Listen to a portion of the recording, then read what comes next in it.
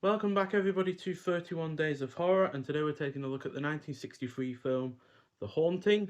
So this is directed by Robert Wise, who also did the really rather fantastic The Body Snatcher, but he also did the less than average The Curse of the Cat People and Audrey Rose. So this is a supernatural horror film, clocking in at 112 minutes long. Stars likes of Julie Harris, who was also in The Dark Half, Claire Bloom, who was in the 1981 version of The Clash of the Titans, as well as Daylight. She was one half of the elderly couple who had the dog in that disaster film. Also stars Richard Johnson, who was in Zombie Flesh Eaters, The Monster Club, Island of the Fishmen, and the 1966 film The Witch. And finally, you got lights of Russ Tamblyn, who was in The War of the Gargantuas, which is a really rather underrated Japanese kaiju film.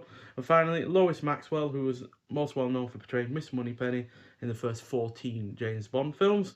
So, Dr. Jane Markway, not Jane, that's Star Trek even. Dr. John Markway invites three distinct individuals to the eerie and isolated Hill House to be the subjects for a sleep disorder study. The unfortunate guests discover that Markway is far more interested in the sinister mansion itself, and they soon see the true nature of its horror. So, this supernatural horror film, with elements of the psychological, has over time gone up in my estimations, despite still having some reservations about it, in particular the character development for the supporting characters. That said, this is nonetheless a film that makes for a riveting experience due to its combination of effective cinematography and editing, because we've got really a stark black and white cinematography with this. It's at times oppressive in terms of the way that it is shot, and then when it's edited, in particular, especially when it comes to the more horror scenes, it just really elevates it. It's also got great practical effects, superb production, fantastic use of its location. Um, the outside location is a real location.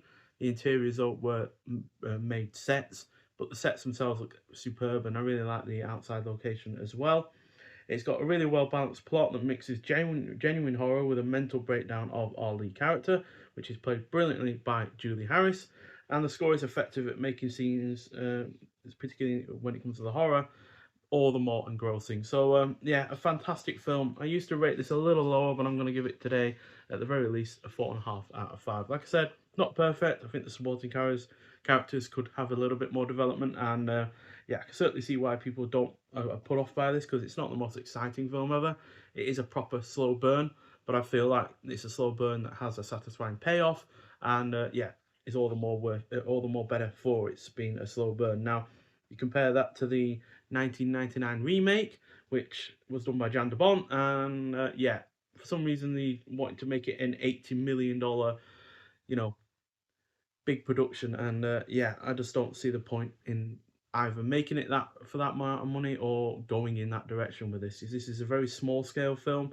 Yes, it has some special effects, particularly with a door that is bulging, making it look like someone is trying to gain entry to the room that these people are in.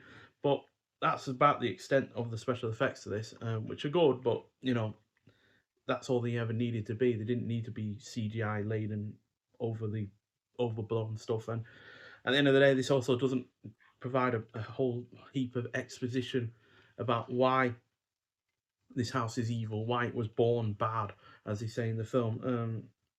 In this, they don't explain that at all. They just say that these events happened during the making of the house and during the time that it was inhabited, and then it goes from there. Whereas the remake tries to explain it as the guy that made the house was evil. He tortured these children and killed them and such. And yeah, it's just no need for that whatsoever. So that's why this is far better than the remake. Now, I've not seen the TV series The Haunting of Hill House, but I've heard that it is pretty good. We also have a poster with this, again, like with previous ones I've shown you. It's not in perfect nick anymore because I did actually put this up for quite some time, but it is a fantastic poster with the good tagline there of "You may not believe in ghosts, but you cannot deny terror." Unfortunately, it wasn't a box office hit. It cost around a million and a bit to make and only made just over a million. So, yeah, unfortunately, not a success in that regard. In terms of extras on this disc, we've got a commentary by Julie Harris, Claire Bloom, Richard Johnson, Russ Tamblyn, director Robert Wise, and screenwriter Nelson Gidding, and a theatrical trailer as well. So it's good that they were able to get a commentary from the most important people in the involved in the film. Before obviously several of them passed away. I'm not sure if any of them were really alive. I think Russ Tamblyn is, but I'm not sure about the rest of them. But still, excellent film, and yeah, it is a surprise that this hasn't had a more recent release in terms of 4K or anything like that. I think it's an absolutely excellent film. I'm not sure if it's highly regarded amongst other people, but yeah, it's easily one of my favourite horror films, especially from the 60s.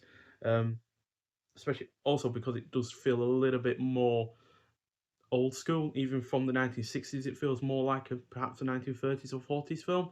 Certainly doesn't have the gore or the violence that you'd see in other films from that period. I mean, you know, this is 3 years after Psycho, for God's sake, and yeah, there's no blood or violence whatsoever in this, and yet that film did. Not to say that this is any better than Psycho, because you know it's all about different kinds of horror, and the great thing about horror is that there are many ways of going about it. But yeah, I do like the more old school approach to this, especially in terms of it being a slow burn that has a satisfying payoff. So yeah, get out there and see it if you haven't already. But if you have, I'd like to hear your thoughts on it.